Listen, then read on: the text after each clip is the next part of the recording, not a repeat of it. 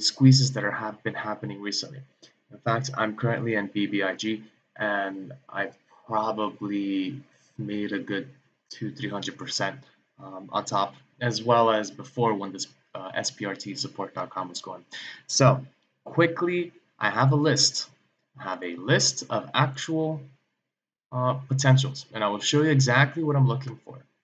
So from left to right, I'm always keeping track of AMC, and I'm specifically keeping track of the cost to borrow. When this puppy goes up to over 50 to 100%, we know we're about to squeeze. They cannot hold on with such a high fee for the borrowed shares.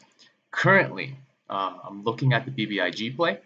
You'll notice I do not have support up above anymore. I'll show you why also later, because support has low community support. Fun. And it basically doesn't have the sustainability over a long period of time. It did have that one squeeze, but it's not going to be a good long-term squeeze. Maybe it'll get back to it if the shorts keep on shorting. So BBIG is the next one. Take a look again. 259% on the cost to borrow. This is ridiculous. Okay, this is for the case where we are so high in utilization, meaning almost all possible shares capable of being loaned have already been loaned, right? And when you don't have a supply of a specific product, let's say a loanable share, then the price of that goes high. This is typical supply and demand rules. So because there's low amounts of available shares left, there is a very high fee. And I kind of explained a little bit more in detail in my last video, which I will link somewhere in the description. But this is the current play at the moment. So what am I looking for? I am looking for 3 possible things. Okay, I'm looking at myself up there, and I'm looking at the camera here, and I'm looking at this thing here. First is a high utilization, right? So that's the first key, but not the guarantee, right? High utilization is good because each time it resets to a lower amount, let's say now we go from 99 to 90, the cost to borrow should normally go up because of these extra available shares put into the market. They will be entered into the market at a higher cost to borrow rate, increasing the cost to borrow. And this is really where the fireworks start to happen, right? This is the key that actually starts off our short squeeze. I do also look for a good amount of shares on loan based on float. Right now, this 25 million shares on loan, about 19 of them have actually been shorted or estimated to be shorted, and 49% of that total free float, meaning the shares that are moving back and forth in the market, 49% of those shares are actually going to be this amount that are being loaned, right? So technically, if we think about 100%, that's about 50 million total movement back and forth of the free float. So that's another piece. I want to see a lot of shares on loan, especially in relation to how many are moving around on the market. And being 50%, that's pretty high. Pretty high. Now, the last third piece I need to see.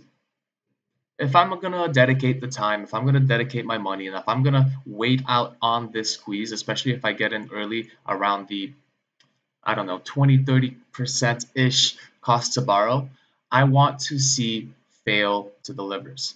I normally just zoom out and try to get a nice estimation. For instance, BBIG has 7 million in this bar, 4 million in this bar, and 3 million in this bar, and it's continuously steady at about 2 million. So we've got ourselves a very nice steady pace of fail to delivers, which have to be covered eventually. So on top of our actual shares on loan at the current legal moment, right, naked shares as we call them, or the fail to delivers, they also have to be retracted at some point as well. They have to buy and return and close out on these fail to delivers. So that's a big piece. I do not go into a play if I do not see a substantial amount of fail to delivers. Somewhere, if I estimated all of these together, 7, 4, and a couple of others, that would be somewhere around the shares on loan, about a 20-25 million FTD count in correspondence to our current 25 million here. Now, here's the big picture. Why is AMC different than every single other short on the market, short play on the market? If I bring up these FTDs, we've got some bars over here equaling 30 million, 25 million, 17 million. Add these all up at a decent average, you're looking at about double the current shares on loan on the whole market, right? Even more, considering there's some shares that are floating around or some shorts that are either not in fill to deliver yet or are being hidden in God knows what market tactic that is a loophole in the actual law of the market. So this is why AMC is much different and is a big long-term play. I'm staying in AMC and I'm only feeding the fire with all the gains I make on the outside.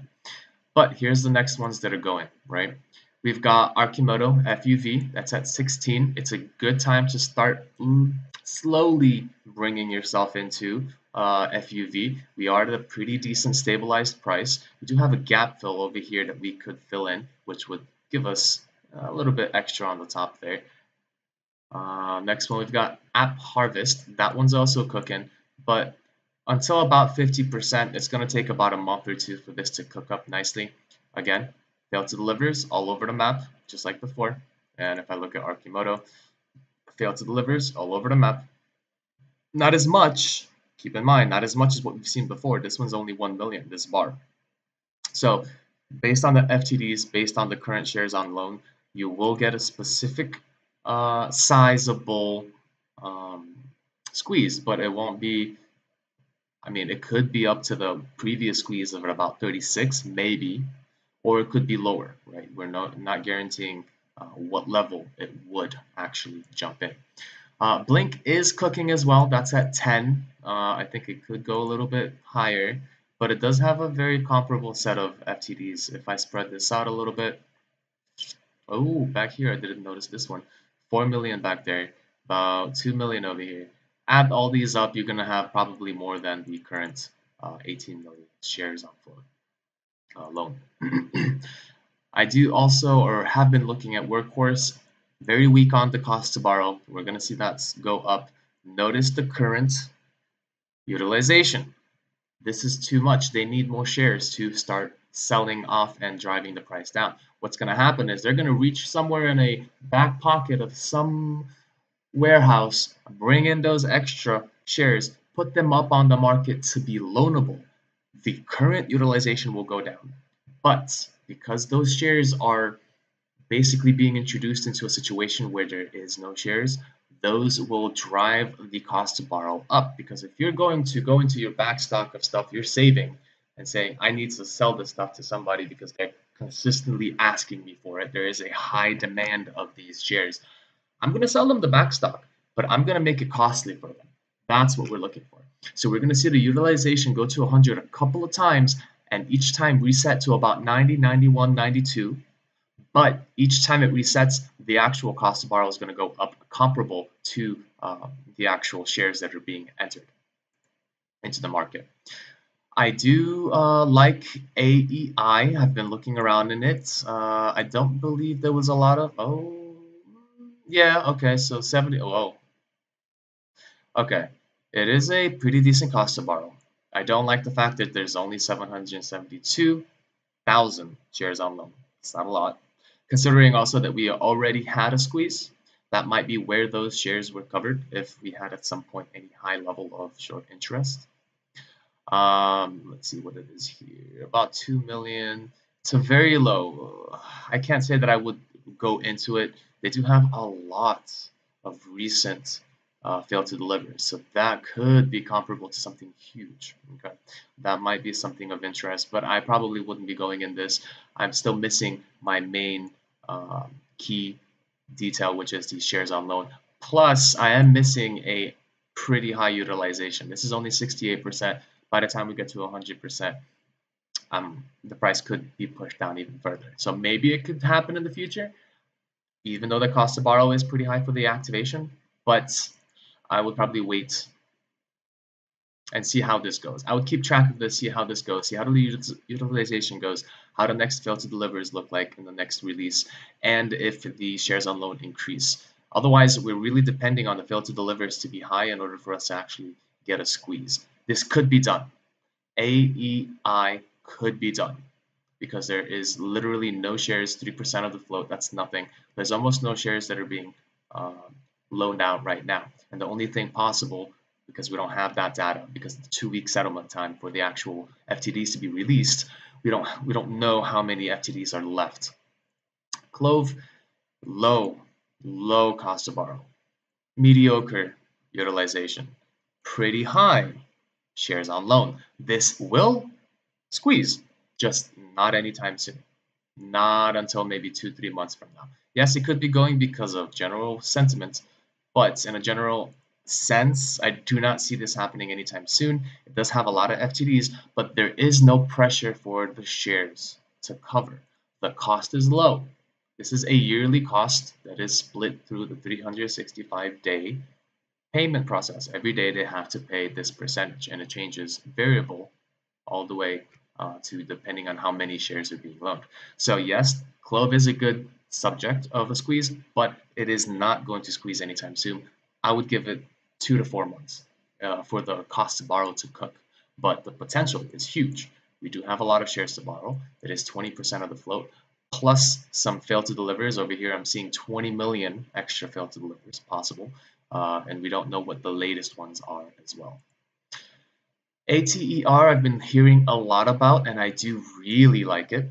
The cost to borrow is increasing, plus we've got a nice utilization. It's getting up to the 100. It's going to reset again, driving the cost to borrow to go higher. A pretty decent amount of shares, considering that this 11 million, 12 million is 56% of the total float. That's a very good sign. It means a lot of, let's say a bunch of your friends are trying to run away from a fire inside the house. If you have a lot of people in this house trying to get through one door, it's going to be really hard for all of them to get out efficiently. This is what's happening. There's a lot of shares that are being loaned currently from the total possible. So when the hedge funds try to get back and buy their shares, there's going to be a lot of FOMO going on. There's not going to be enough shares on the total free float in order to get them to close their position. So they're fighting algorithms. Other people FOMO when the price goes up. They want to buy in regular retailers or institutions. And then on the top of that, you have options being covered as the price increases or being hedged for. And on the fourth case, that's where also the companies that are shorting this stock will need to buy. So you have 4 types of different buyers trying to push themselves through this door with a lot of possible with 56% of those total free float shares being basically taken up through those loans. And finally, MMAT. I'm not impressed here. Cost to borrow is low. Utilization is okay. The current 32 million is all right. It's only 14% of the free float total. Remember, each company has a different amount of shares floating around the market. So it's only 14%. And if I look at fail to delivers, it is a pretty good amount. They seem like they're reducing the amount. We don't know what's happening next, but who knows? There could be others, other FTDs available. But I do like the pattern here. I do like the high FTDs. This bar here was 10 million shares FTDs. So possible to have a pretty good squeeze. However, the cost to borrow is low.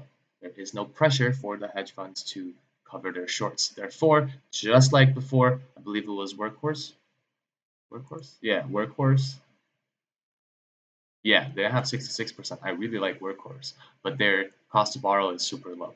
So just like them, Metamaterials is going to take about 2, 3, 4, 5, 6 months in order for that cost to borrow to continuously increase as the utilization keeps reaching 100, and they got to pull out extra shares from the storehouse, warehouse, whatever their butts, wherever they pull out these shares from. Many of us will consider that they're naked, shares. So regardless, that's how I find it. Those are the data points I look for. If one of those is off, I do not go in, but I do go in at around the 50. Where was that? around the, I think I went in on this one. Where was this one? No. Over ATER. Yeah, I went in on this one. I go around the time where 50% is the cost to borrow and where the 100 we're near the 100% utilization, right? So this isn't the moment in time where they will want to, especially if it's going up, because remember, if it's going up, they want the price to go down. So they're going to continuously short it. If it's always going down, I probably will not go in. But because it is a positive slope and we have a pretty close to 100 utilization, on top of that, we have a high cost to borrow. The pressure is on for these hedge funds to start covering their position. So I don't know how long or short this was, but I'm going to end it here. This is the data points to take a look at anytime you are interested or wanting to find a short position or to find those short positions you want to squeeze. Other than that, if you do not find your data points, there's no reason to try and go for the squeeze, to chase the squeeze, because it won't exist. And this is actually a sure way to find out which ones are real and which ones are false, because there were other ones that I've looked at before. They kind of gave off the pattern of a short squeeze, but they didn't have the shares or the cost to borrow, the loan shares or the cost to borrow to back up that thesis, right? So we never know what these hedge funds might be up to in the back end. They could be making fake short squeezes so that we can basically go in on them without any, blindly, and then feed them the money back so that they can keep on holding to their mindlessly numb amount of shorts that they keep on doing. So that's it. That's all I wanted to say. You know me. I don't know if you know me or not, but Chris MIA. You can follow me if you'd like. I'll be dropping videos like this once in a while. That's really all I have, really. There's nothing else for me to talk about futuristically about shorts or short squeezes. With this information, I've found SPRT and BBIG, and I'm going to continue on the road as you saw. My next one is ATER, right? And I'm going to continue on this road watching the cost to borrow. This is the algorithm, right, that we will be using to identify which are possible to squeeze. From then, figure out the next video, maybe something crypto related, because it's been crazy on the crypto market as well. All right, peace. See you around.